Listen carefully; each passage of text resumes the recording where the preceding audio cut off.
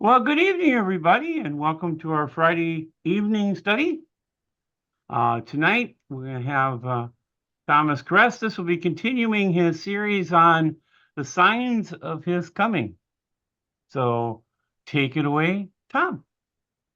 Well, good evening to everybody. As you can see on the screen, we're talking about the signs of the coming, and it is part 3. It's actually Epoch 3, or Epoch 3. And it's the call of Abraham to the Exodus of Israel. So first, I thought we should have some kind of an introduction here. The purpose of this work is to understand the relevant history and current events, and the prophetic events that lie yet before us. In Revelation 3:3, it says, "Therefore remember what you received and heard, and obey it, and repent. If you do not wake up, I will come like a thief, and you will never know at what hour I will come against you." So we are now in the signs of the times. World history and biblical periods of time are broken into the following 10 epochs. They're epochs of time.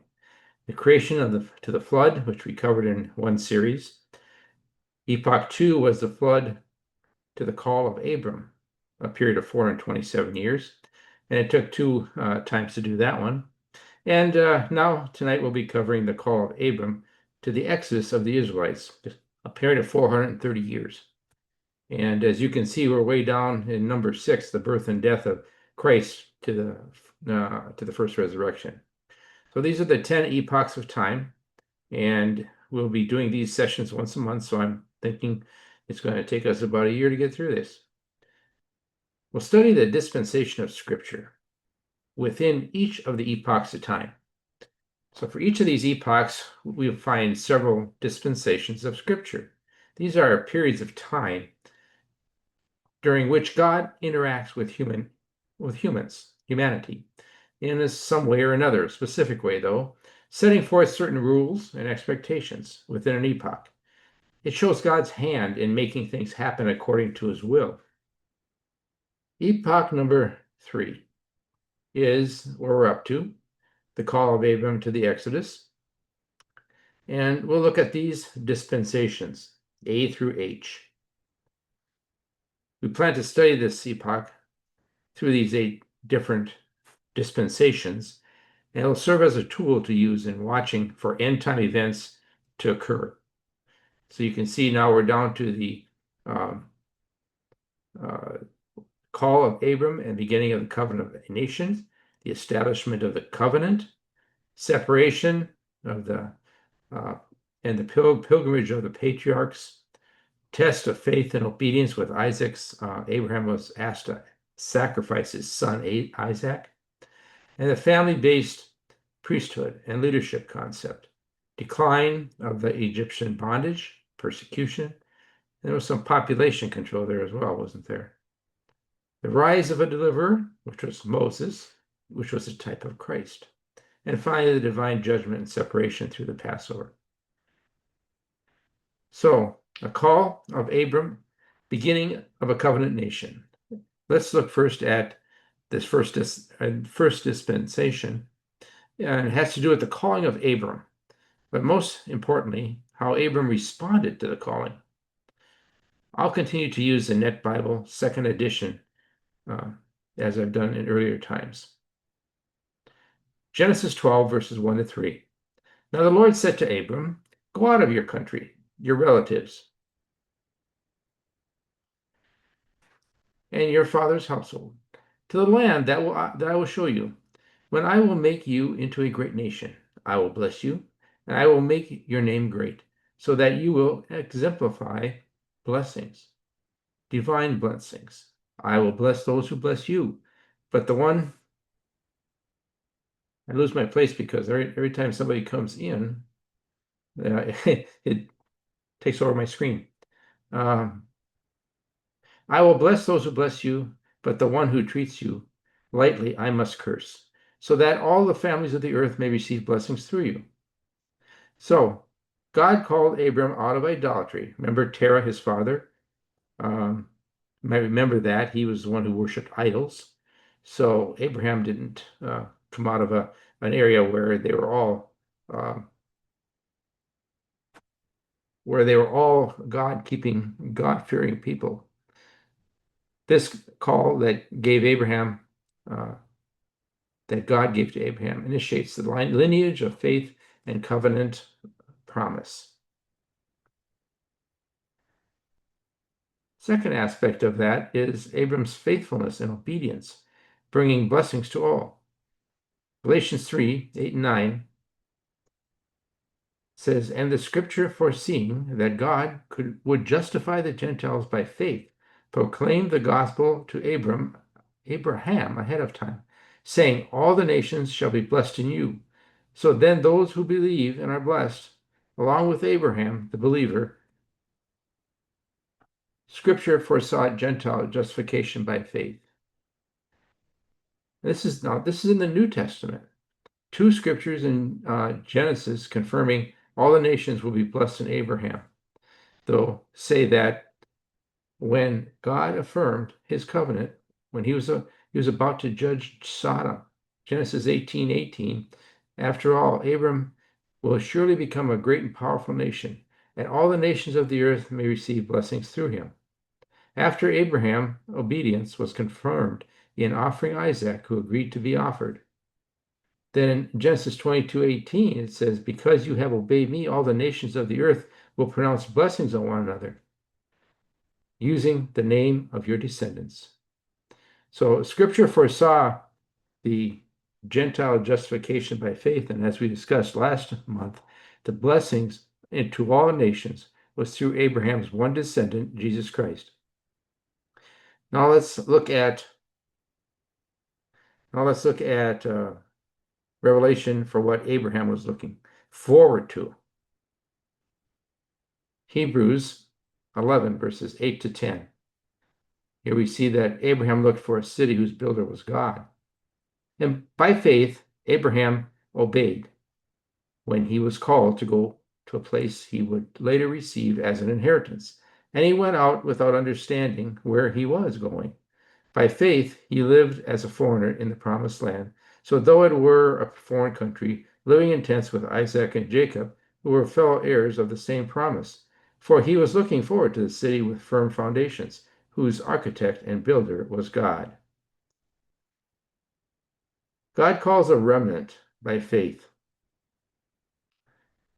And from a world, really that's headed for judgment, just as he will gather the faithful in the end times. We read about the New Jerusalem that comes down from heaven. It's called the Bride of Christ. And it's not a city that is Christ's bride. It is more than that. It'll be those within his church who will make up the foundation of New Jerusalem. I just put a note in there to see Revelation 21:12-14. For Israel and the church were constituted really the New Jerusalem. It is now that Christ is building his church, and those he calls, he puts his spirit. The foundation will be on the New Jerusalem is actually the 12 apostles, and that represents the New Testament church, the Church of Jesus Christ, led by Jesus Christ. Now let's go on to the second one, which is the establishment of the Abrahamic covenant. You can see we've got some scriptures in Genesis, Romans, and Galatians. The establishment of Abraham's covenant was that Abraham believed the Lord, and he did have a son. Genesis 15:1-6. After these things, the word of the Lord's message came to Abram in a vision. Fear not, Abram, I am your shield and the one who will reward you in great abundance. But Abraham said, O sovereign Lord, what will you give me, since I continue to be childless, and my heir is Eliezer of Damascus? Abram said, Since you have not given me a descendant, then look, one born in my house will be my heir. But look, the message of the Lord came to him. This man will not be your heir, but instead a son who comes from your own body will be your heir. The Lord took him outside and said, "Gaze into the sky and count the stars. If you're able to count them," then he said to him, "So will your descendants, your seed, your offspring be." Abram believed the Lord, and the Lord credited him to his righteous and credits it as righteousness to him. So Abraham's belief of the Lord was credited as righteousness to him. Establishment of the Abrahamic covenant was possible because of that. Now we see it's also a father of multitude of nations that he's talking about. The covenant that God made with Abraham would be a father of multitude of nations. Genesis 17, 4-8. As for me, this is my covenant with you. You will be the father of a multitude of nations. No longer will your name be Abram. Instead, your name will be Abraham, because I will make you the father of a multitude of nations. I will make you extremely fruitful. I'll make nations of you, and the kings will descend from you. I will confirm my covenant as a perpetual covenant between you, me, and you. It will extend to your descendants after you throughout their generations. I will be your God and your God of your descendants after you. I will give the whole land of Canaan, the land where you are now residing, to your descendants after you as a permanent possession. I will be your God. Genesis 17:5 says, "No longer will your name be Abram." He changed his name. Instead, your name will be Abraham, because I will make you the father of a multitude of nations. Abraham or Abram means exalted father, or if like father is exalted. Av, the Av, means father, and Ram means high, exalted, lifted up. But Abraham means a father of multitude, a father of many nations. The added H in Hebrew is very important here. The letter He, is often associated with God's divine breath or creative power. By inserting this particular letter into Abraham's name, God emphasizes that Abraham's fruitfulness and worldwide influence are the result of God's covenant and spirit. It's not human effort. And that he also changed Sarai's name. That means my princess. Sarah, you notice the H in there, means princess or noble woman, a ruler, who serves to make her title universal rather than personal. She is no longer just his princess. She is everyone's princess. It elevates her actually beyond being Abram's personal princess. She's now the royal mother of peoples and nations. The H is also known in her name. This also hints to the birth of Christ, and that the birth of Christ was beyond human, not a human effort. Next one, the establishment of the Abrahamic covenant is also associated with promise based on righteousness coming from faith. So the promise to Abraham that he would inherit the world was through righteousness that comes by faith. In Romans 4:13-16, for the promise to Abraham or to his descendants that he would inherit the world was not fulfilled through the law, but through the righteousness that comes by faith. Verse 14, for if they become heirs by the law, faith is empty and the promise is nullified. For the law brings wrath, because where there is no law, there is no transgression either. For this reason, it is by faith, so that it may be by grace, with the result that the promise may be certain to all the descendants, not only to those who are under the law, but also to those who have faith of Abraham, the faith of Abraham, who's the father of us all. So again, through righteousness comes by faith. And the last one is in Galatians 3:15-18. And it's the father whose descendant was Christ in the flesh. Abraham was the father whose descendant was Christ in the flesh. It says, brothers and sisters, I offer an example from everyday life. When a covenant has been ratified, even though it is only a human contract, no one can set it aside or add anything to it. Now the promises were spoken to Abraham and to his descendant. Notice it's not descendants, it's descendant. Scripture does not say to the descendants, referring to many, but it says to your descendant, referring to one who is Christ. What I am saying is this: the law that came 430 years later does not cancel a covenant previously ratified by God, so as to invalidate the promise. For if the inheritance is based on the law, it's no longer based on the promise. But God graciously gave it to Abraham through the promise. Let's go on now, looking at the separation and pilgrimage of the patriarchs. God told this to Abraham. God promised Abram many descendants, and he also promised him physical land. It says in Genesis 13:14-18, after Lot had departed, the Lord said to Abram, look from the place where you stand to the north, south, east, and west. I'll give you all the land that you see to you, all the land that you see to you and your descendants forever. And I'll make your descendants like the dust of the earth, so that if anyone is able to count the dust of the earth, then your descendants also can be counted. Get up and walk throughout the land, for I will give it to you.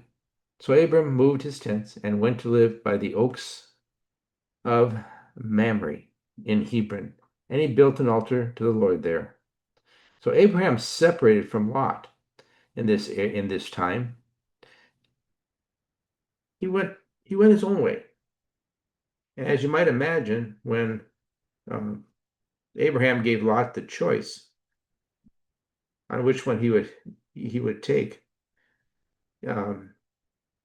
Lot took the well-watered area in the plains of the Jordan River.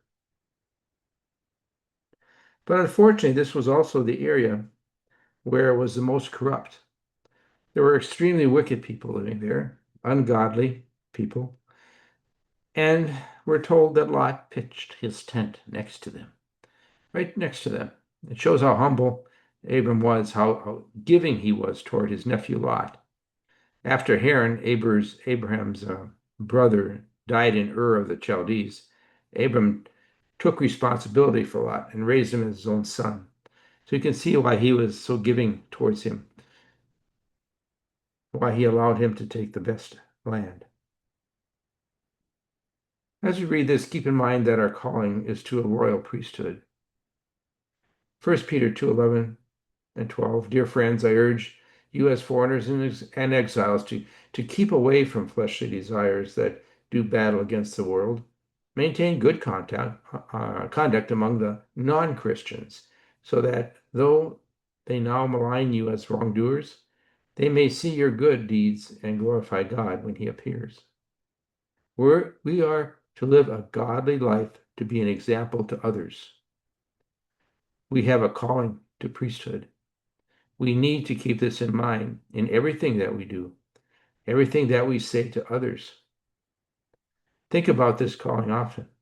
If you hear about living in the spiritual instead of the physical, this is a part of it.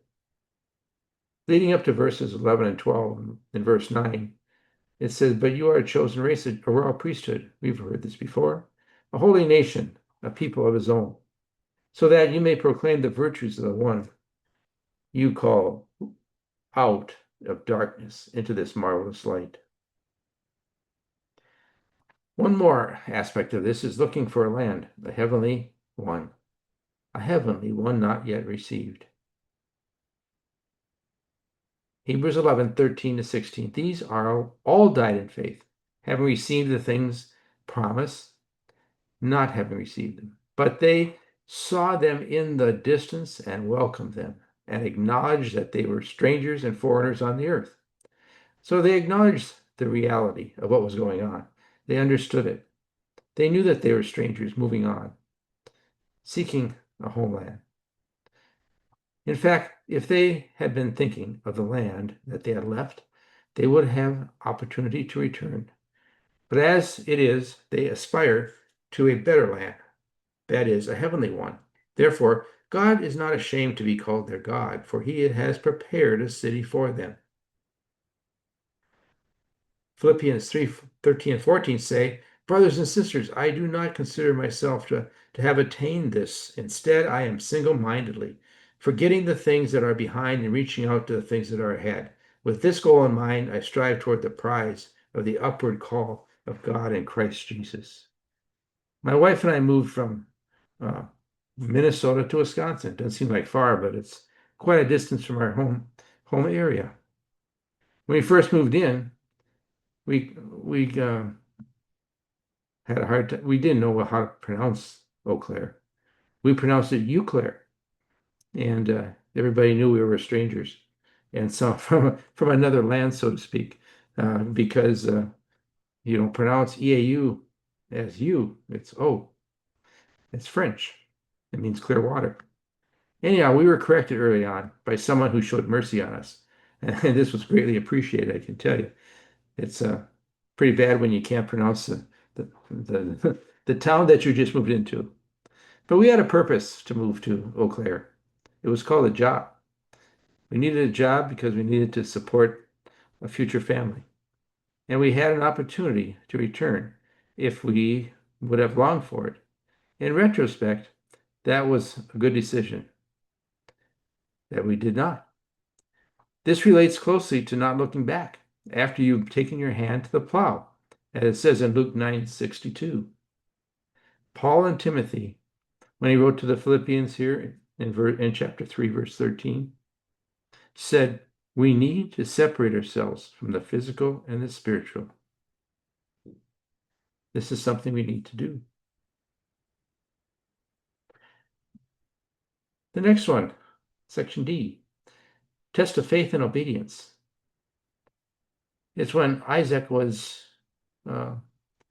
supposed to be offered by his father, Abram, according to what God had told him. This was a hard thing for him to do. It's recorded in Genesis 22, verses 1 to 18. Taking out a few of the verses here, but it gets you the bulk of the information. I'll read through it. Sometime after these things, God tested Abraham. So he was already called Abraham at this point. He said to Abraham, here I am. Abraham replied, and he said, God said, take your son, your only son, whom you love, Isaac, and go to the land of Moriah. Offer him up there as a burnt offering on one of the mountains, which I will indicate to you. And when they came to the place, verse 9, that God had told him about, Abraham built the altar there and arranged the wood on it. And next he tied up his son Isaac and placed him on the altar on top of the wood. Then Abraham reached out his hand, took the knife, and prepared to slaughter his son.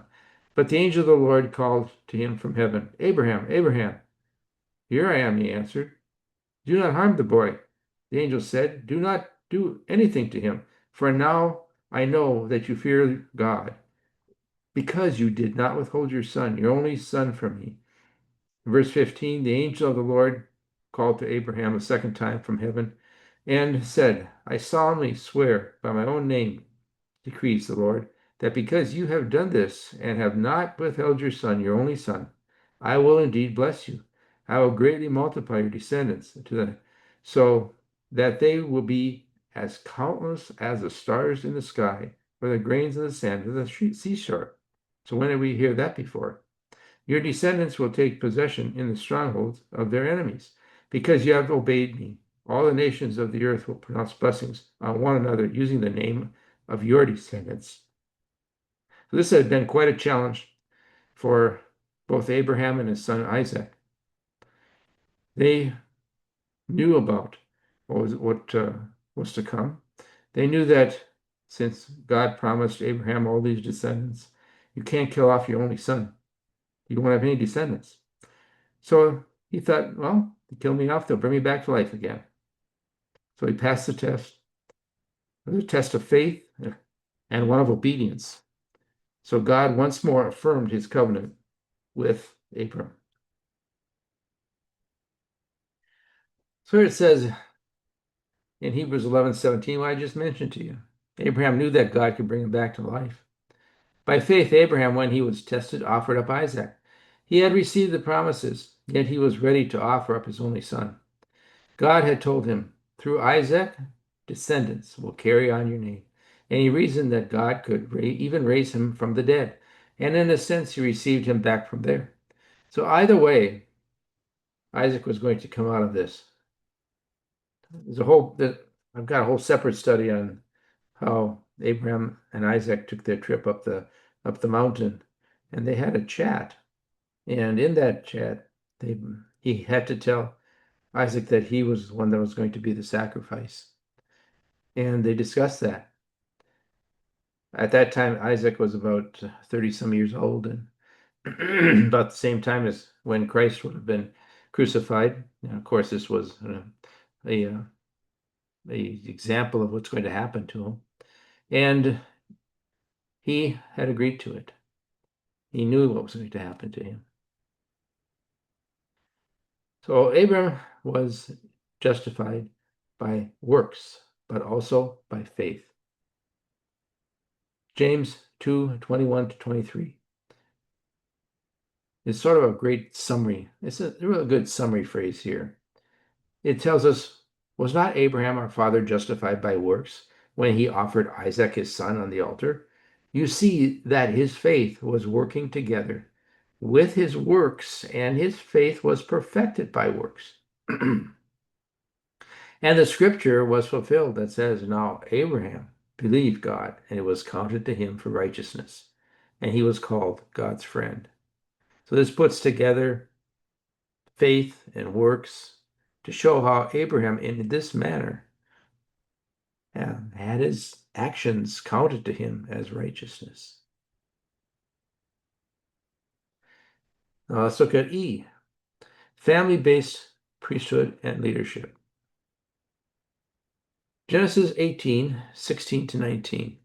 God had a relationship with Abraham, and here in Genesis 18, we break it into the time when the Lord and two of his angels visited with Abraham. It says in verse 16-19, when the men got up to leave, these were the angels, and so three people, or two angels and the Lord, they looked out over Sodom. Now Abraham was walking with them to see them on their way. Then the Lord said, should I hide from Abraham what I'm about to do?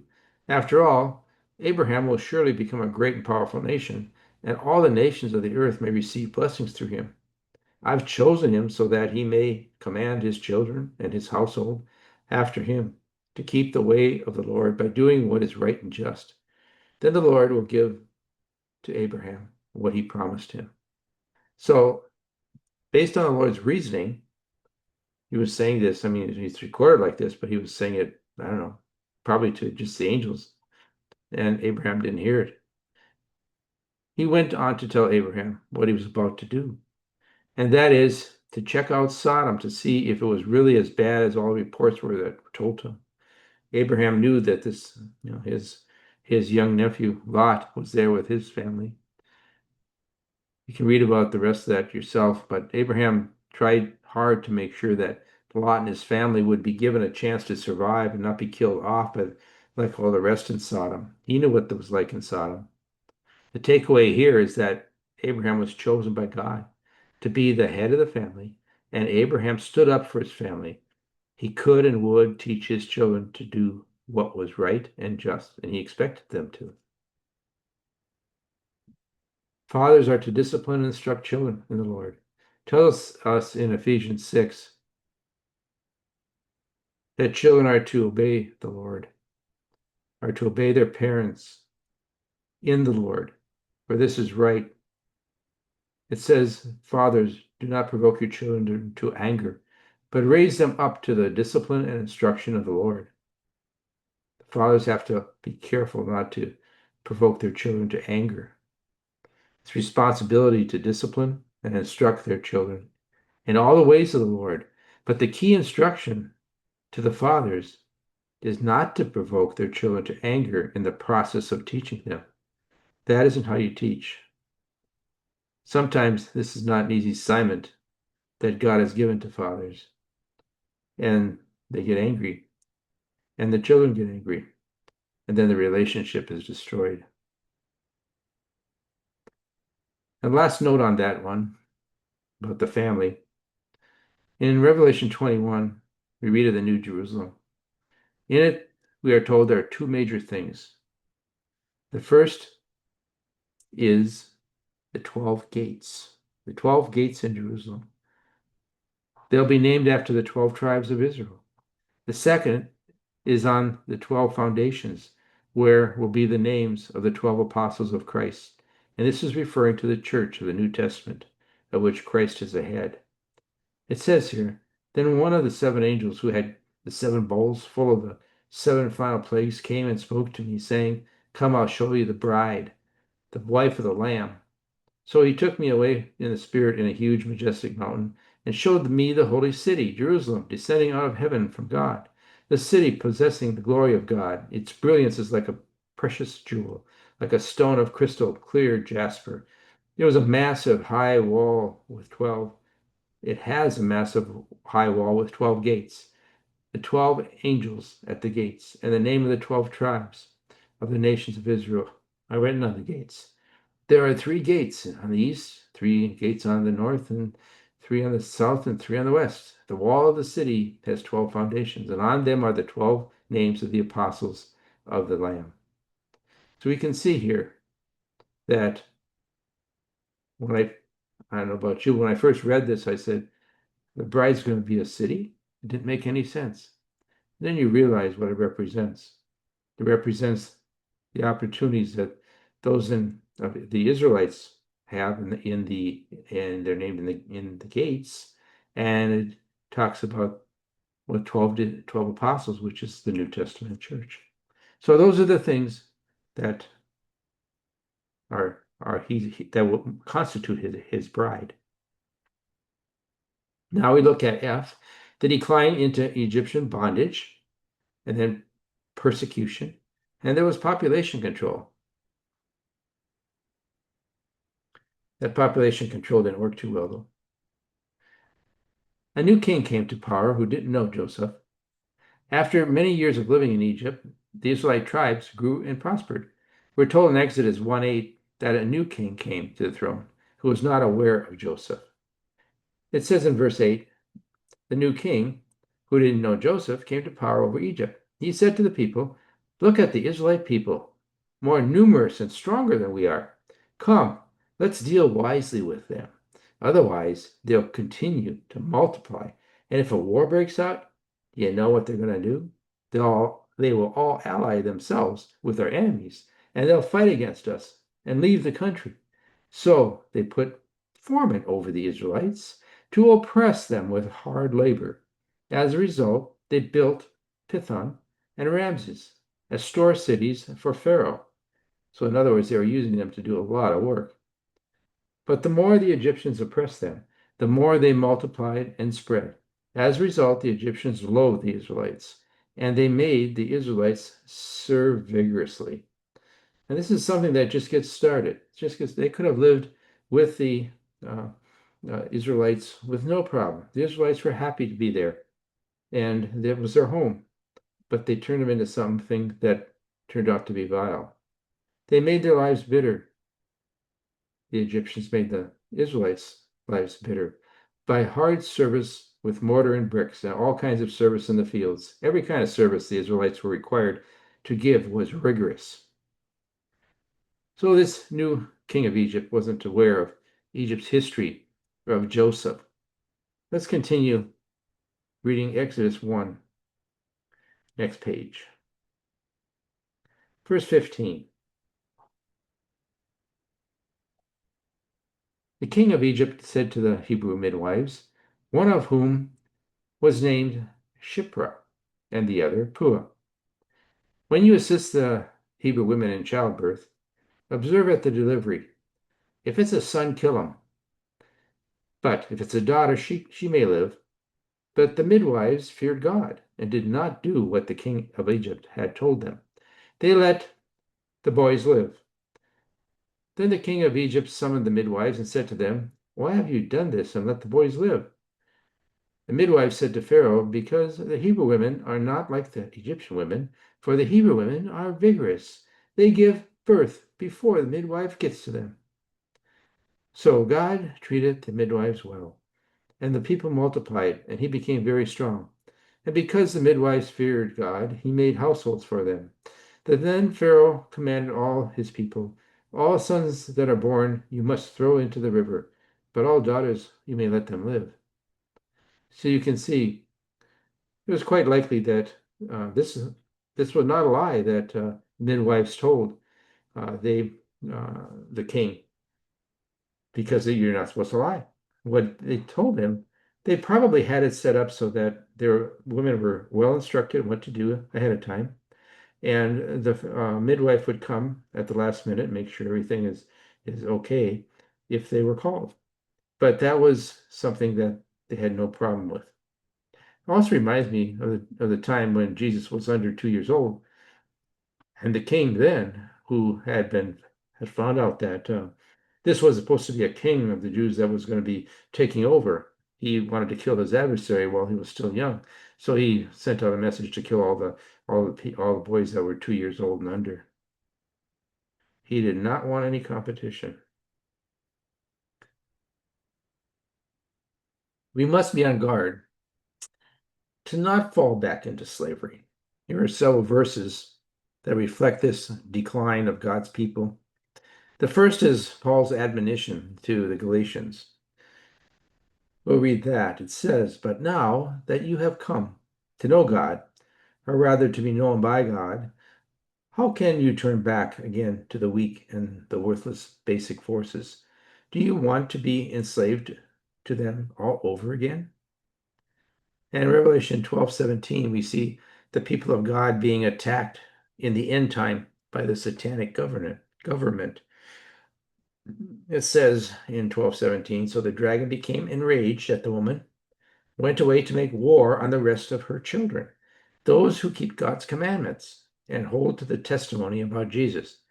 And in Revelation 18:4, we're told to come out of the world in order that we don't receive of the plagues. God causes These are plagues that God causes to fall on the whole earth. It says, "Then I heard another voice from heaven saying, 'Come out of her, my people, so you will not partake in her sins, and so you will not receive her plagues.'" These are admonitions that we will be reading of again as we move through history, because it's so easy to fall into the trap.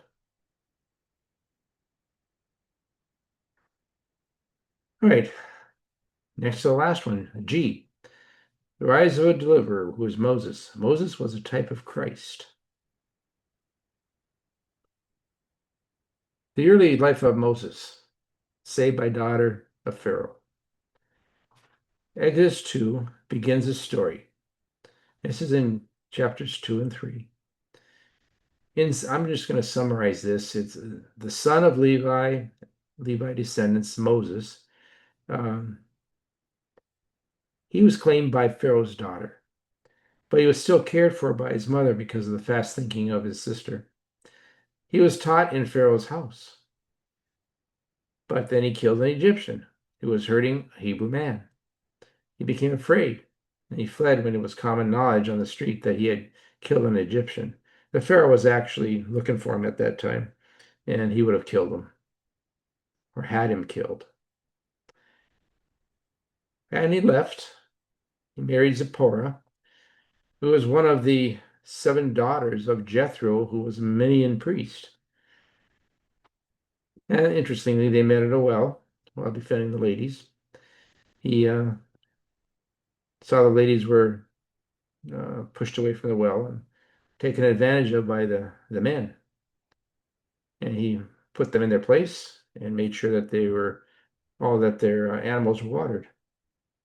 Anyhow, they had a son who they named Gershon after he married Zipporah. Now we see in Exodus 3, the story continues of Moses. This chapter really addresses the first communication Moses had with God in the burning bush. He was told to lead the people out of Egypt. Moses made a lot of, it says several, he made a lot of excuses for not going. But eventually, he was given no choice. He eventually did it. Deuteronomy 18:15 talks about, in his last speech to the Israelites, Moses revealed Christ's coming. The Lord your God will raise up for you a prophet like me from among you, from your fellow Israelites. You must listen to them. So the ultimate prophet, like Moses, and where he talks about you raise up a prophet like me, God will. This prophet he's talking about is Jesus Christ. It's the one who spoke God's words and who provided the deliverance for his people. Not even Joshua could be compared to Moses. For since Moses, no prophet has risen in Israel like him. It says in verse 34:10. Chapter 34, verse 10. With such power before men and intimacy with God. However, distinguished a future prophet's role might be in Israel, none would be like Moses until the mediator of the new covenant, Jesus Christ, came. Moses set the standard for every future prophet. Each prophet was to do his best to live up to the example of Moses until the one came who would introduce the new covenant. Stephen's defense before the Sanhedrin, before he was stoned, also quoted Moses. So this was shortly here in Acts 7:35. It's shortly before Stephen was actually stoned. It says, this same Moses that they had rejected, saying, who made you a ruler, a judge? God sent as both ruler and deliverer through the land, through the hand of the angel, who appeared to him in the bush. This man led them out, performing wonders and miraculous signs in the land of Egypt, at the Red Sea, in the wilderness for 40 years. This is the Moses who said to the Israelites, God will raise up for you a prophet like me from among your brothers. So he was talking about Jesus Christ. And for that truth he was speaking is what Stephen was stoned for. Here, Paul explains that Christ had more glory than Moses. Hebrews 3:1-6. Therefore, holy brothers and sisters, partners in a heavenly calling, take note of Jesus, the apostle and high priest whom we confess, who is faithful to the one who appointed him, as Moses was also in God's house. For he has come to deserve greater glory than Moses, just as the builder of a house deserves greater honor than the house itself. For every house is built by someone, but the builder of all things is God. Now Moses was faithful in all God's house as a servant, to testify to the things that would be spoken. But Christ is faithful as a son over God's house. We are aware of this house, if in fact we hold firm to our confidence and the hope we take pride in. The last one, divine judgment and separation through the Passover.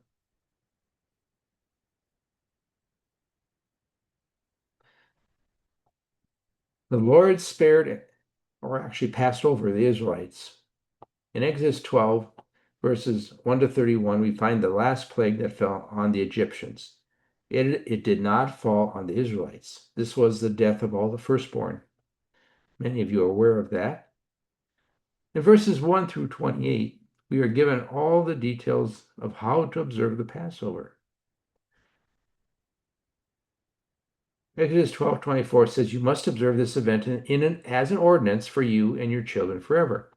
And verse 29, it happened at midnight, the Lord attacked all the firstborn in the land of Egypt, from the firstborn of Pharaoh who sat on his throne to the firstborn of the captive who was in the prison, and all the firstborn of the cattle.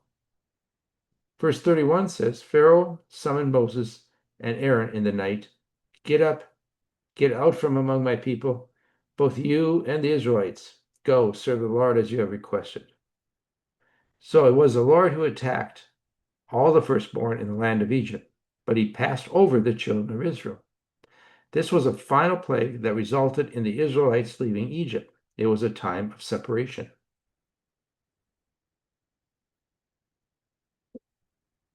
As we move to the New Testament, we see in 1 Corinthians 5, verses 6 to 8, the need for Christ to be a Passover lamb.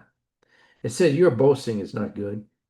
Don't you know that a little yeast affects the whole batch of dough?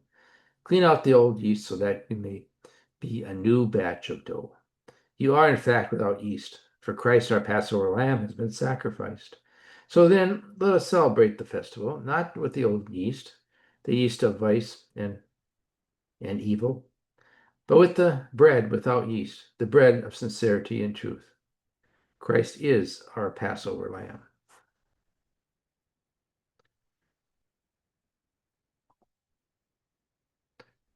Then we see the sealing of the 144,000 at the end time. Tagore has been giving a message on this. Revelation 7, 1 to 4. "After this I saw four angels standing at the four corners of the earth, holding back the four winds of the earth, so no wind could blow on the earth, on the sea, or on any tree. Then I saw another angel ascending from the east, who had the seal of the living God.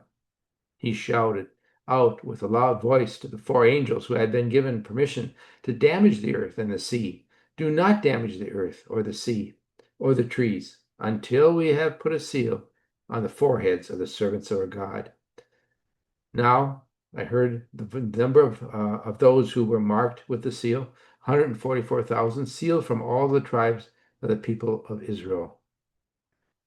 So as we move from where we were in Revelations in 7, we move to the future, the end time events. It's when the 144,000 are sealed, and those are taken from the tribe of Israel. I found this to be interesting. I found this table somewhere, I'm not sure where. So I've not really gone through and vetted it, but I'm sharing it with you anyhow.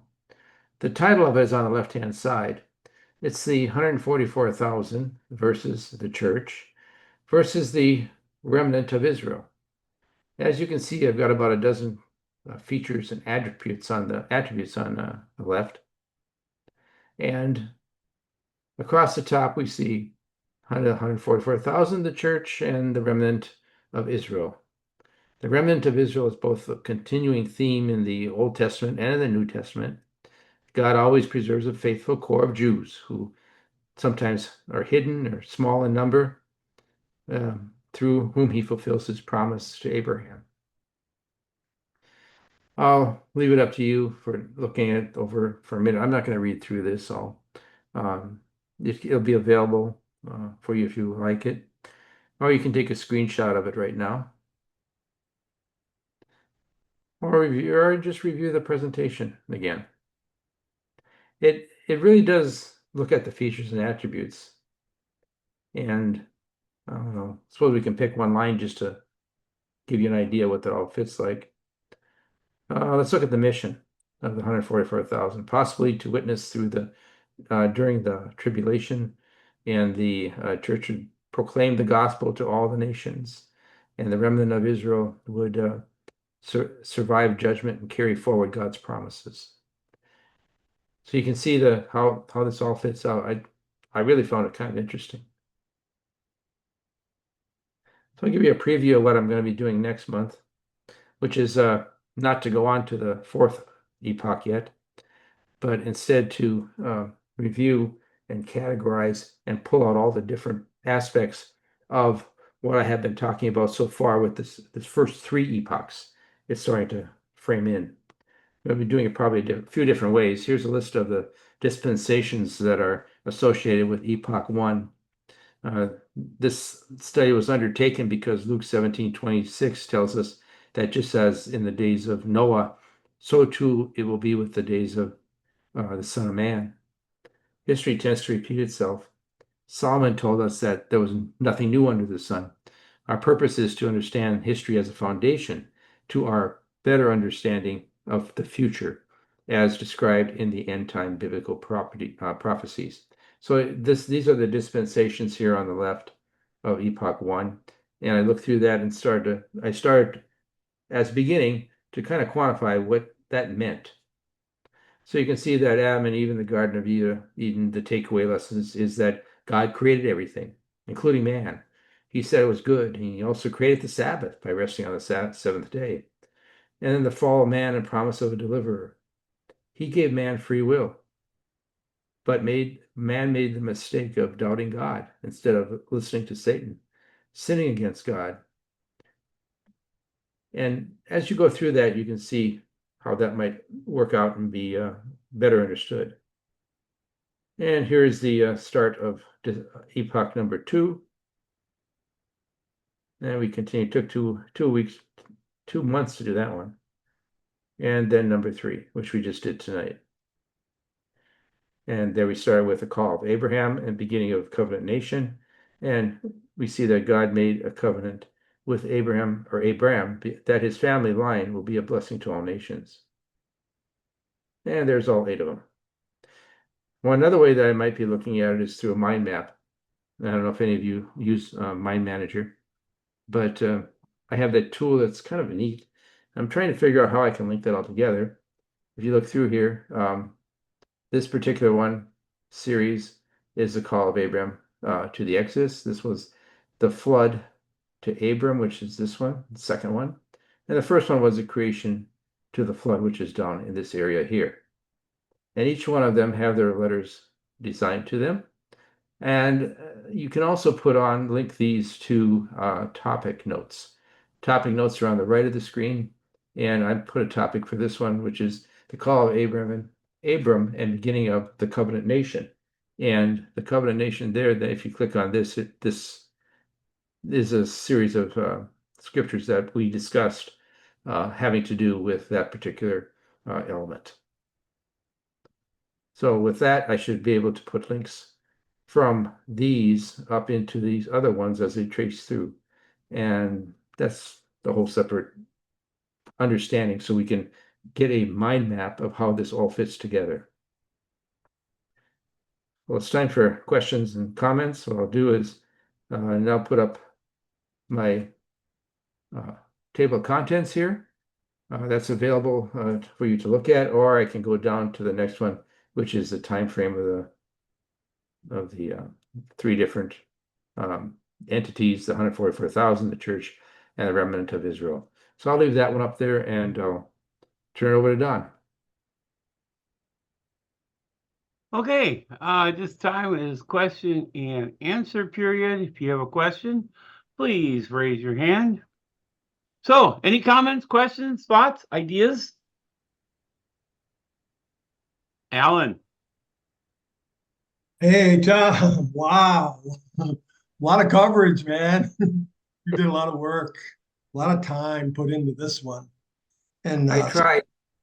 such a fascinating coverage of Abraham, the life of Abraham. And I think sometimes we tend to forget all the variety of experiences Abraham had with others on the earth and with the divine interaction that he had. I just want to say something about Abraham transmitting the message about Egypt down to Isaac, and Isaac then telling Jacob, because Jacob knew that they were going to go down into Egypt, and he tells Joseph that they're going to come out. And Joseph says, when you come up out of here, take my bones with you and take them to the promised land.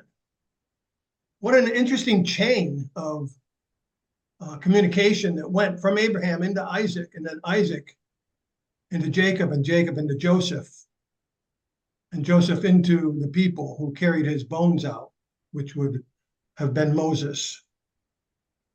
So in Genesis 15:13, I'll just read that. Let's see here.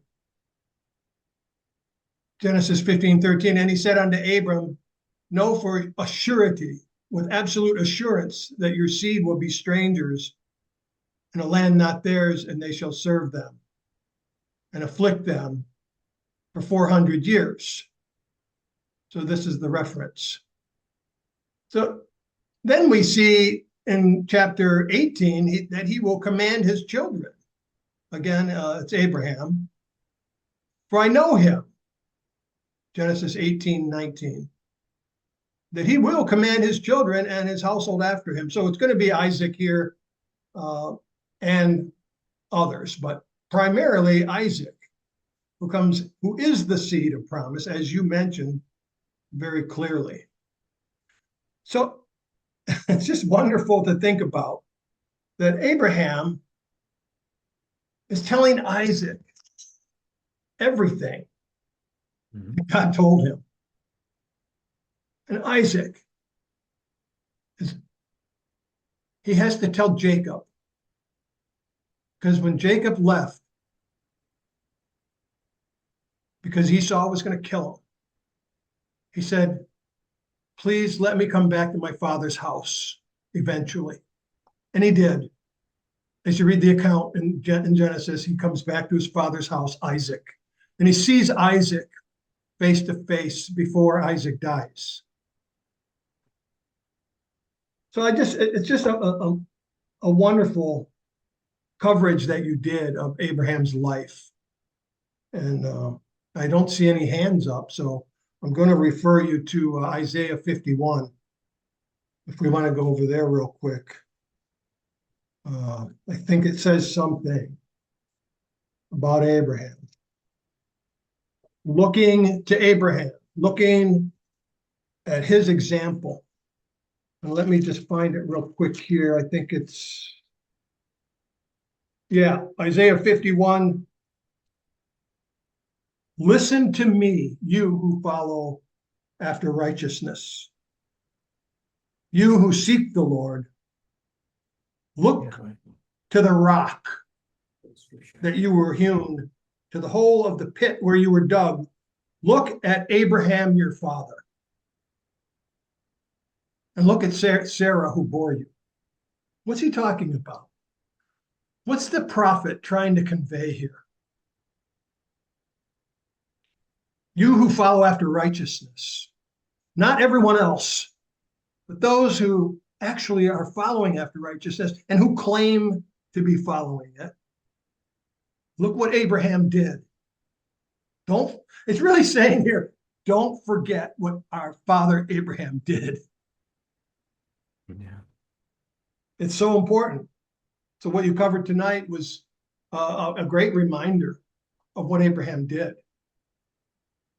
And the prophet here says, look to Abraham, your father, and to Sarah who bore you, because I called him alone. Here's one of the reasons we're supposed to look at Abraham's example. When I called him alone. I didn't call a group. Mm-hmm. But he responded to me as an individual against the current. He came out of Babylon, right? Ur of the Chaldees, that's Babylon. Yeah. Well, certainly. And I blessed him and I increased him. So I just wanted to bring that scripture forward, that what you did tonight helped us once again to look to Abraham. So thank you, Tom. Appreciate it. That's one of the most important things, and that is that the righteousness that was attributed to him by God, and it was because of his actions, because of his belief. It wasn't because of his father, his brother, yeah, or anyone else. Right. It was him. He did it. He stood up alone. And that's why his name was changed from Abram to Abraham. Yeah. And his Thank descendants. you, Tom. Appreciate your work on that. Bill? Yeah, Tom, that was a very interesting overview of what we've known. And what you said, Alan, about and what we know about Abraham, singularly being so so impressive in Scripture as the one that, and of course, offering his son. And then Moses, it's interesting with Moses and what you brought out, because in Revelation 15, it talks about, looks like it's on a sea of glass and everything, and they're singing the song of Moses and the Lamb. Moses made the individual with the Lamb. That's interesting too. So these are really interesting reviews of amazing things that God has for us to think about. Abraham being singular, Moses being apparently the representation of Christ. I'm done. Yeah, it's so important in that there wasn't anyone like that up until that time. It wasn't Joshua that after Moses that was like Moses or others. Plenty states that in the Bible. And it is, in fact, when it goes back to when it talks about descendant, the descendant that will be like you, because the word is like, it can mean either plural or singular. And in one place it's translated as descendant, the other as descendants. So that's something I found interesting, because it was only one, only Jesus Christ, that was a descendant that was like Moses. Marlene? Yeah, listening to this and then the comments made, it's amazing that the depth that God goes through in a relationship with people. There's a lot there that's happening and going on, discussions that it's not there. You stop and think about it, but you see the results and you see the behavior that's produced because of the relationship. And Ellen, as you were talking about Abraham, I'm thinking of what Christ said about him. Abraham rejoiced to see my day. I mean, he knew a lot about what was going on. There was a lot revealed to him as he progressed. I imagine this was revealed after he was willing to sacrifice his son. He understood these things and rejoiced to see Christ's day. There's just a lot there. And it just shows how detailed God is in having close relationships with people and having his work being done. Yeah, Moses had and Abraham, both Moses and Abraham had a very close relationship, a personal relationship with God. And it was something that,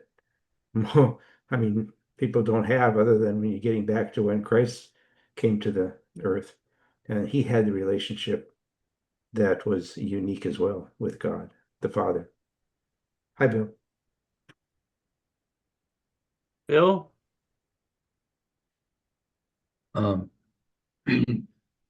Yeah, I found it. One thing I hadn't noticed before when you're going through Genesis 18, when Christ and the angels came, that Abraham, verse 16 says, Abraham went with them to bring them on the way. I always looked at him as just staying right there by the tent, but I hadn't noticed that. Just an interesting sideline. I'm done. That's a good point, Bill. Thanks for bringing it out. Dennis and or Jane from the great Northwoods of Wisconsin. Yeah, I was wondering, you read Genesis 12, 1 through 3, about the call of Abraham. And if you read the previous 2 verses in the previous chapter, it says, and Terah took Abram, his son, and Lot, the son of Haran, his son's son, and Sarai, his daughter-in-law, his son Abram's wife, And they went forth from Ur of the Chaldeans to go into the land of Canaan, and they came unto Haran and dwelt there. And the days of Terah was 205 years, and Terah died in Haran. So his father actually brought him to the edge of Canaan, the way that I understand that reading there. But a lot of people, they all seem to attribute that he just came from Ur and not from Haran. So I was just wondering if you had any thoughts, or anybody else have any thoughts on that? Well, let me pick up my Bible and I'll take a peek at that. Yeah, what scripture was that? Hey, Dennis, can you restate your question in a little simpler form? Well, to me, it seems like people always attribute that Abram was called out of the land of Ur. But in verse 31 and 32, or 31 there, of Genesis 11, his father brought him out of Ur to Haran, which is on the edge of Canaan.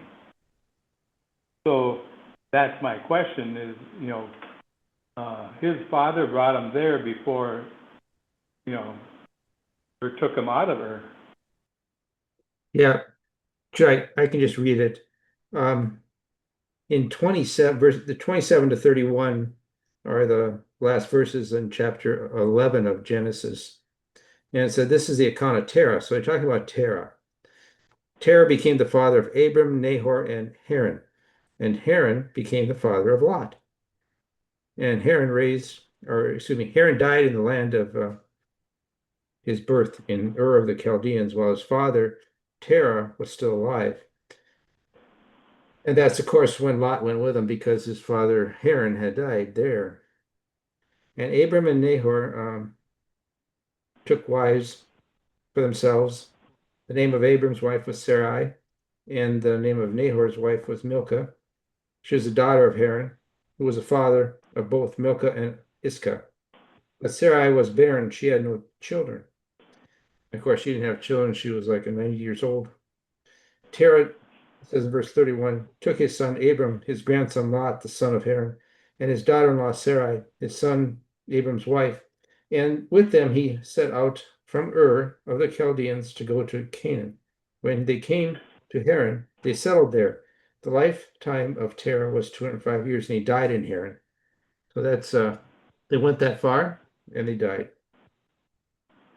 But that, I guess, Dennis, I'm not sure if you meant that Terah was actually a godly man or not. I don't think that's what's indicated. Well, no, I'm not saying he was or not, but I'm just saying that his father took him out of Ur, where to me it seems like a lot of people, the way they stated is that God called them out of Ur, but he was out of there already. Right. It says in 12, now the Lord said to Abram, get out of the country, your relative, blah, blah, blah, blah. So he goes on right away, though, to say in verse 1 of chapter 12 that you have to go out from your country, your relatives, and your household. So Abram had to make the move to break from his family. I think that's what it's talking about there in verse 1 of chapter 12. Because then you look at the people that, he took Lot and his family and his wife Sarai, which was the same people that, that Terah brought him, Mhm. so. Yeah, Okay. good point. Thank you.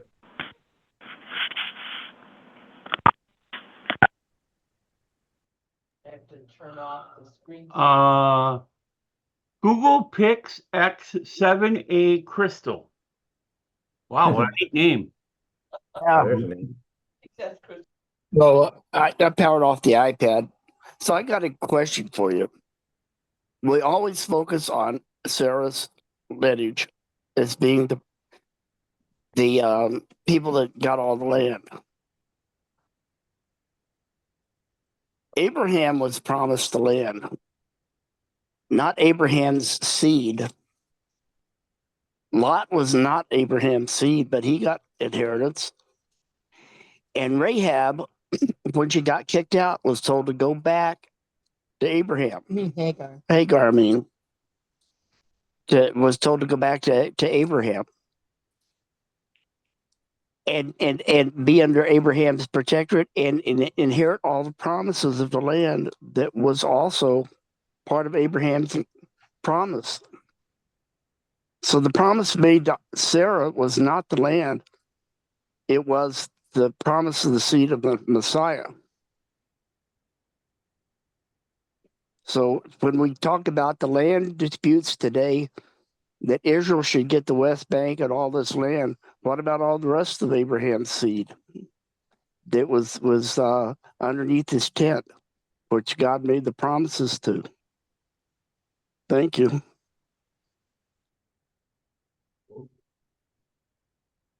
Thanks, dear. I don't think that the promises of the lineage, I have to go back and look at it, but the promise was made to Abraham's seed, or that not Abram, that his seed would inherit these things. And his line went down to the line to Christ. That's the important part. Agreed. That's how everybody in the world gets blessed. It's Yeah. not by the other offspring of Abraham. It's seed singular, not seed plural, is what Paul says. But when I'm talking about the land promises, like we're watching right now in today's world, do they all only belong to the Israelites? What about the rest of Abraham's seed? Thank you. Well, one has to keep in mind that the tribes were actually 12 tribes, and they did well. They grew. We talked about the Exodus and how they left Egypt. That's all part of his lineage. And also Hagar. All of those people. Hagar is pretty much dropped from history there, isn't he? What do you read about him as his descendants? So her descendants, Yahweh promised to make mighty nations out of them. The focus is Israelite centric as it goes down through Egypt, because only Joseph or goes down to Egypt. So we have that little branch that goes down there, but it doesn't talk about the rest of all the people that Jacob, that all the people that would be made into mighty nations. That's what it says in Genesis there with Abraham, that her sons would of the slave girl would become mighty nations, and that she was supposed to go back and live with Abraham and get the promises. Could you give me a chapter and verse on that so we can talk about it? You'd ask that, Tom. Well, let's look at it. As I look it up, I'll give it to you. Okay. Just raise your hand. Okay, when he's done, okay, Gayleen, you're coming and going here. Yeah, sorry. Thank you so much for the presentation. It's refreshing to again go back to the Old Testament and reviewing the life of Moses and Abraham. And it just reminded me of the Transfiguration. Aren't they the two who were shown? So at the Transfiguration was Moses and Abraham. So they are like the foreshadow of Christ.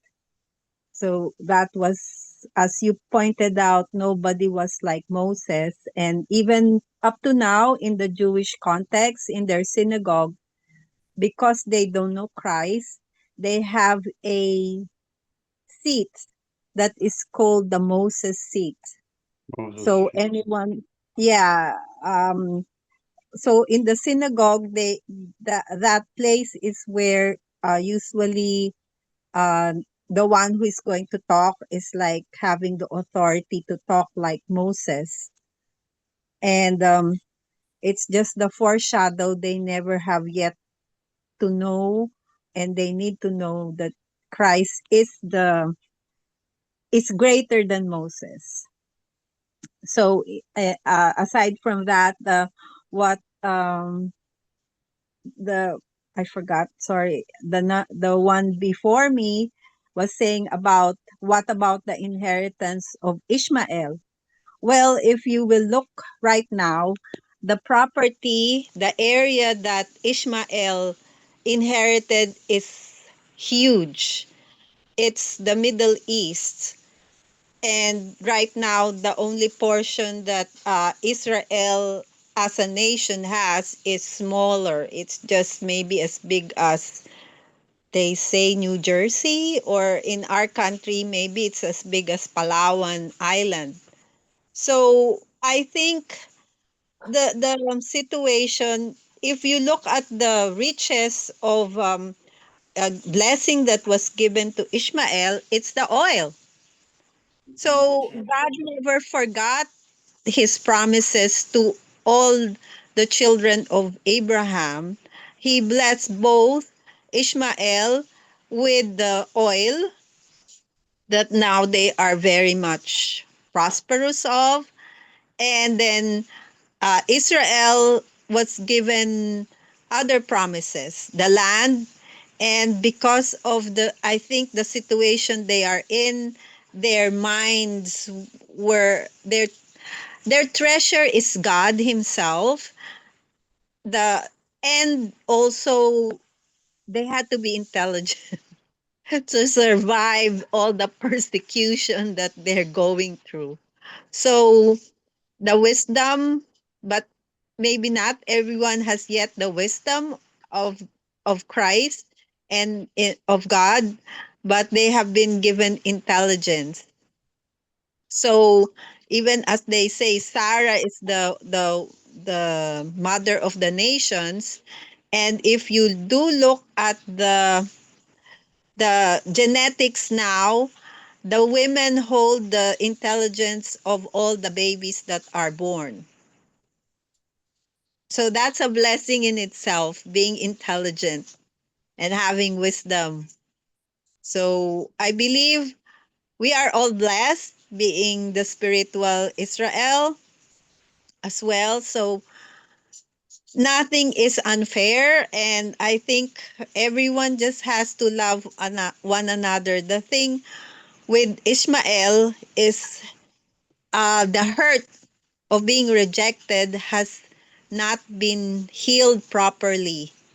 So until now, that spirit is around, the fatherless spirit, the one who longs to have a father, is the spirit of Ishmael, the rejection. There are many things that, because I have being in the Philippines and dealing also with the Muslim and trying to understand where Ishmael is having this anger that we can't understand where it's coming from. It's from that rejection. So it's a family feud. And then sorry, and then with Lot, and you were talking about Terah went with them to Canaan, to the edge of Canaan. As a family, if your only son is now leaving because he's following God, Yahweh, as the father, as a grandfather, and I have nobody else, and my son is leaving, I'm going with them. Even if I don't want to, I will go with them. But Yeah. in reality, I don't think he wanted to go, but because his son is leaving, I have to go with them. I don't want to be left behind. There's nothing here, death. My son, my other son is dead, and the whole family is leaving. Do I stay behind? No way. I'm going with them. But in my theory is, okay, my son is going.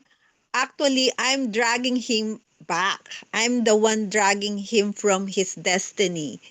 But Terah died, Abraham crossed over. But I think Terah was because they still had the the statues. Remember, Laban had the statues, and Yeah. and so it was the opposite. He might be the one talked about. Terah went ahead because he's the family elder. He has to have that position of, okay, I will lead. Even though I'm not wanting to go, I will have to go. I don't want to be left behind. That's the, we just have to be practical in a family situation and see the truth. Abraham was living for good. He's leaving everything behind because his heart was already there, but Terah wasn't. So thank you. Sorry for the long message. Oh, that makes sense. Thank you, Gilly. As a grandfather, I can understand exactly how that might happen. Okay, Who's some of that? the things in the chat room. Hagar is Ishmael and 5 princes. They were given a blessing too. Genesis 25:12, Galatians 4, 5, Galatians 4, 5 through 25. And then below that, the enmity started between the 2 brothers. So I'm reading that for those on the phone, can't see that. Alan, and then Stan, and then Google Pix X7A Crystal. Go ahead, Alan. Oh, yeah, I just want to answer Dennis and also one other thing. Dennis, you were mentioning about coming out of Ur of the Chaldees. There's a little bit of help here in Joshua 24 when Joshua is addressing the tribes right before his death. And he says that I took your father Abraham out of the other side of the river, is the way he phrases it. This is Joshua 24:3.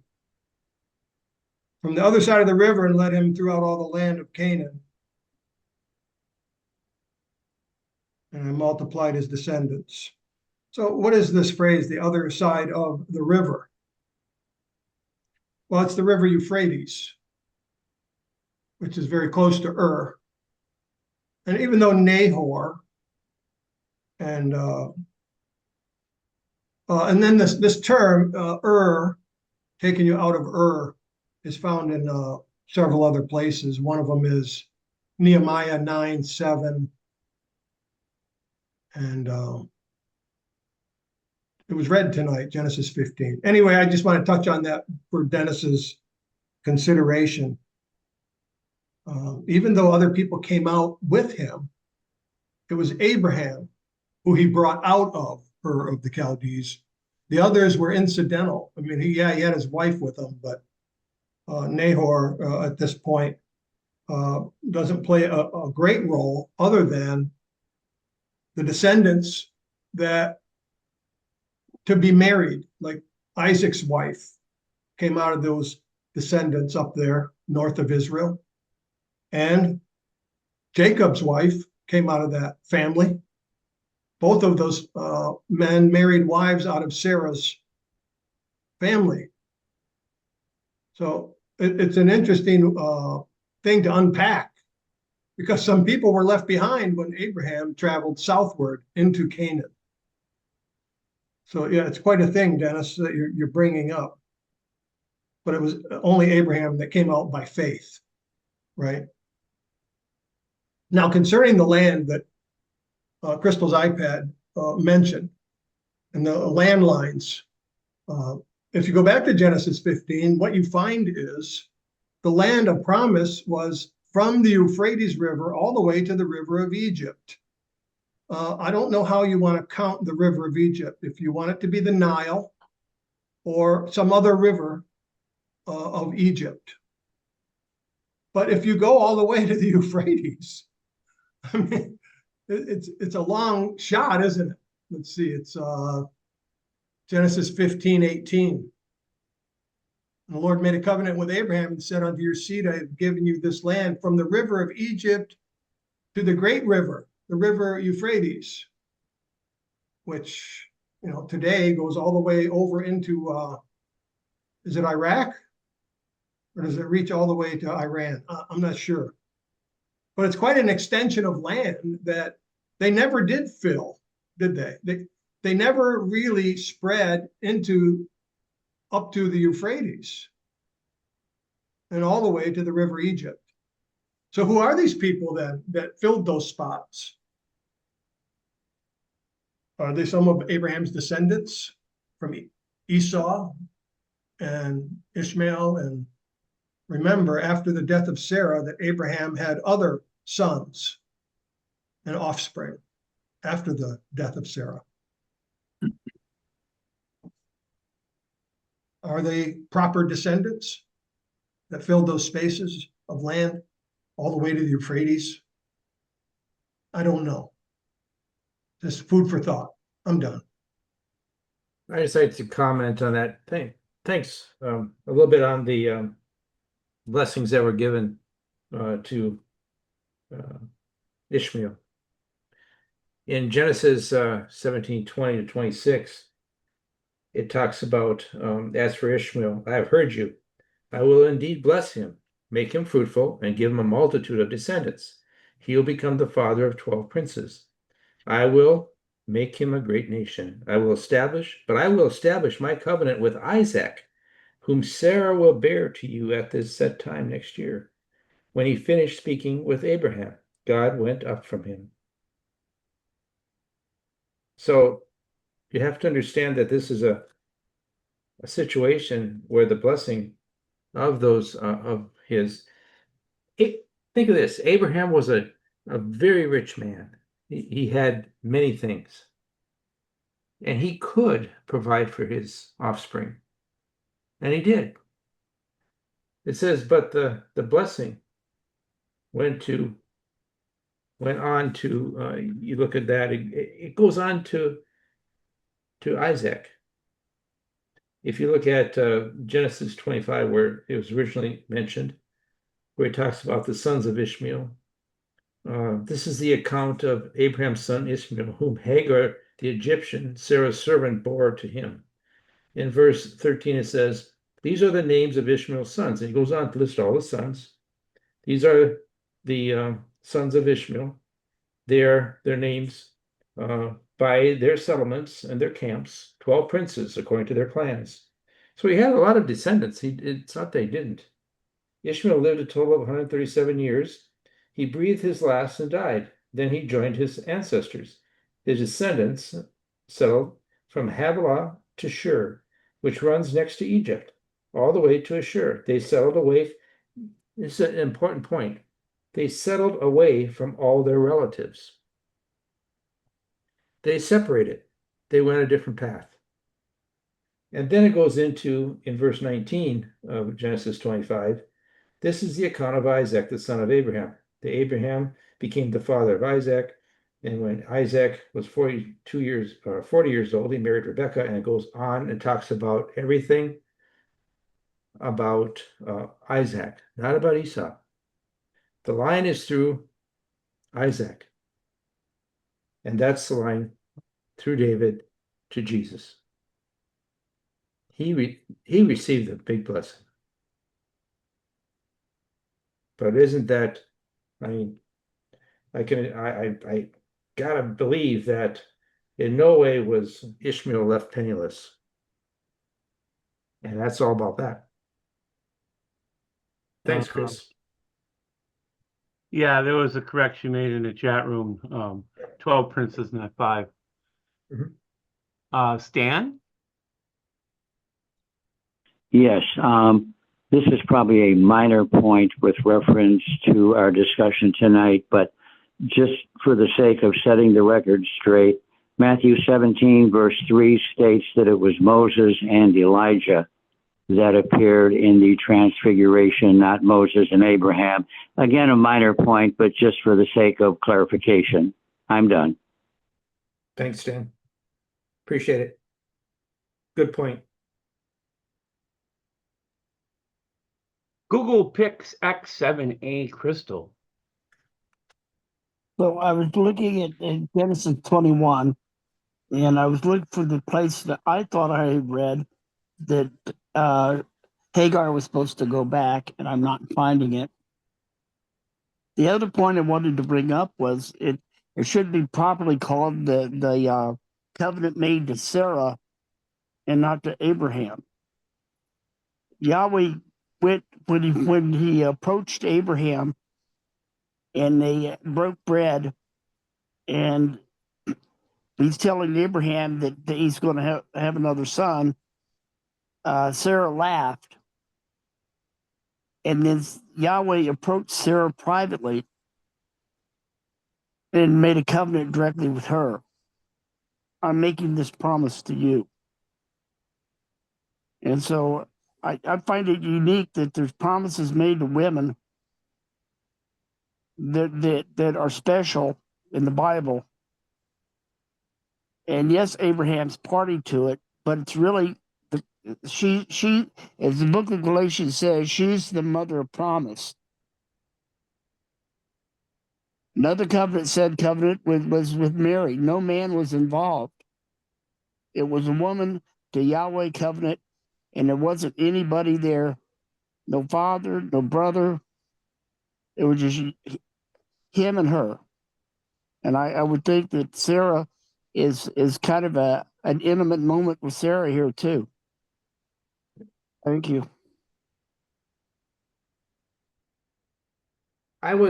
It's my understanding that the covenant is with Abraham, with the understanding that the way I understood the response that he made to Sarah about laughing was that she was the one to have the son, but the seed is from Abraham, and the promise is to Abraham.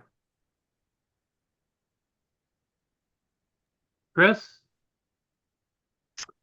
Yeah, thanks, Don. And good evening, everyone. Tom, thank you very much for the study.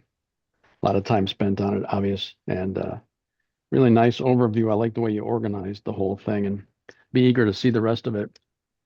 I'm going to go back and look at that diagram that you gave us, because it's a really good thought starter in tying some of these things together. There are broader principles, obviously, but the one observation I had coming into the topic about Abraham was that reference in Hebrews 11, the faith chapter where it talks about the faith of Abraham.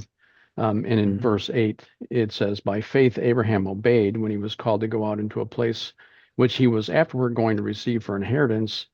And he went out not knowing where he went. He didn't even know. He just, by faith, left, knowing that God was capable and willing to take care of him. And then verse 9, it says, by faith he lived in the land of promise as in a strange country, which oftentimes we are referenced to as strangers in the world and sojourners and citizens of another country. And then it goes on to say, he dwelt in tents with Isaac and Jacob, the heirs of the same promise with him. For verse 10, for he looked for a city which has foundations, whose builder and maker is God. He knew about New Jerusalem. He knew about the coming kingdom, even at that time. So he was setting an example, for us even then. I had other observations, but I'll hold off. Thank you. While we're waiting for, go ahead, Tagore. Hey, Tom, thank you for the presentation. Very exhaustive.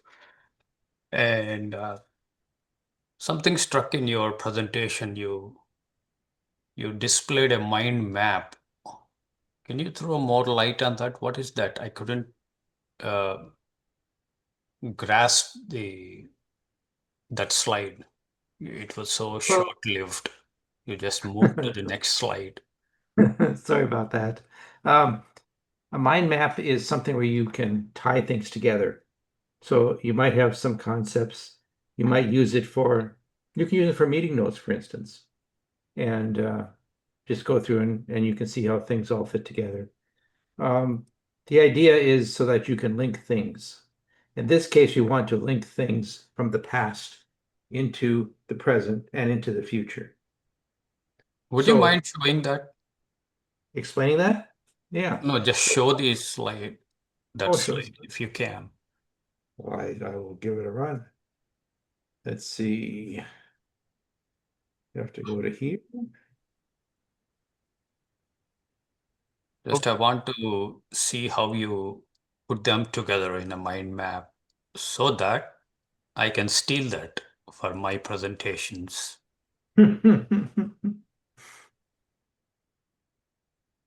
For some reason, I'm having difficulty doing that. It's all right if it's too much of a trouble. We can do that offline some other time. Yeah, it would be nice if instead of just showing you this slide, which is just a picture, I took a snapshot of what was in my map. You need to see how mind map works and how it's useful. So let's do this offline. It's really not relevant right now to our discussion, I guess. Other than the fact that it gives you a way of thinking. What I'm trying to do is take the things that we already discussed and move them forward into the future, because the past is is our history. And you have to know that in order to be able to understand the future events. At least I believe that. And what might happen. Because things are figurative when they prophesy things. And being figurative doesn't really help you, because you have to figure out what that means then. But if you know what's going to be happening in the past and what's happened now, you can say, yeah, well, we can see this is something that will be there. And you can see how it rolled out, how they went into captivity. You can see how people get pulled into the ways of the world and go the wrong way. Those are things of the past. And how did God react to it? That's the other thing. You want to look at the reaction that God had when Adam and Eve sinned. What did he do? He turned him off. He didn't kill him. What happened when Cain killed Abel? He didn't kill Cain. And yet he says in future scriptures that if you murder someone, then you're murdered. He didn't murder Cain. He didn't do it to Lamech either. And he was also someone who killed more. So that developed over time. I think God looks at us and to a lot of There you go. I think you found it. Did that help? Yeah. Yeah, I could see a little bit. I could read little bit. Each one, here's what it is. I can point it out. First of all, that little circle there is not in the right place anymore. It's supposed to be up on top. So, but because you expand it, that's fine. Just so you know, this is where it starts. Is in this circle right in the middle here, and it says past, present, and prophecy, understanding our end times, and then it begins down here on the bottom lower left with the creation to the flood. It says one creation to the flood, and then right above that is two, flood to the call of Abram, and then the one we discussed today, which is 3, the call of Abram to Exodus. And then to your left on each one of those, or to the left and then up, is each one of the points that were brought out in the message. So the first one in 1a is creation of Adam and Eve in the Garden of Eden. And B is then the fall of man and promise of deliver. Now we can take, and that's all that's done is it's just a structure right now to use to figure out how they're going to fit together. Does that make sense? Yep. But Yep. what do you learn by the creation of Adam and Eve in the Garden of Eden? God created all things. He's in control. He made this place for us. He's going to make the New Jerusalem for our spiritual being. You can look forward to that. So how do you carry these things forward, and how do you continue to pull out the meaning of it and what it implies, and how did God react? The Cain and Abel, where they in the third one down, it talks about Cain and Abel. How did he respond to Cain? Cain said, I'm gonna get beat up if they know that everybody from Abel's family is gonna want to kill me. And so then Cain was marked so he wouldn't be killed. And yet, as I mentioned before, in the future, one of the commandments is, thou shalt not kill. And he would have been destroyed if that happened. And yet he wasn't at that time. So things evolve through time. You have to fit it all together. It's all a puzzle to some extent, because the Bible doesn't just write it out the way we would like to see it written out, the way me as an engineer would like to see it laid out. That's All right. 1, 2, Yeah. 3, 4, 5, 7, 8, and it's as it goes. It's not that way. It's just not that way.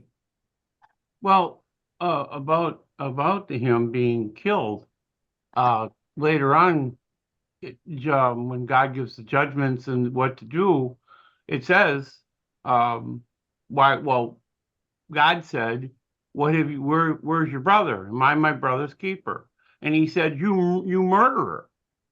Your Mhm. brother's blood cries out to me. Were there 2 witnesses? You cannot put a man to death without 2 witnesses. So what do? The commandment is to mark the person and put them out of the camp. So God was following his own rules in this case, because there wasn't 2 witnesses. So you're saying it evolves. Yeah, later on he explains, you cannot put a man to death unless you have 2 witnesses. If you don't have 2 witnesses and you have the evidence, put them out, mark them, put them out of the camp. That's what God did. So, Thank you. so are we done with this? Yep. Thanks, Tom. Thanks, Okay. Don.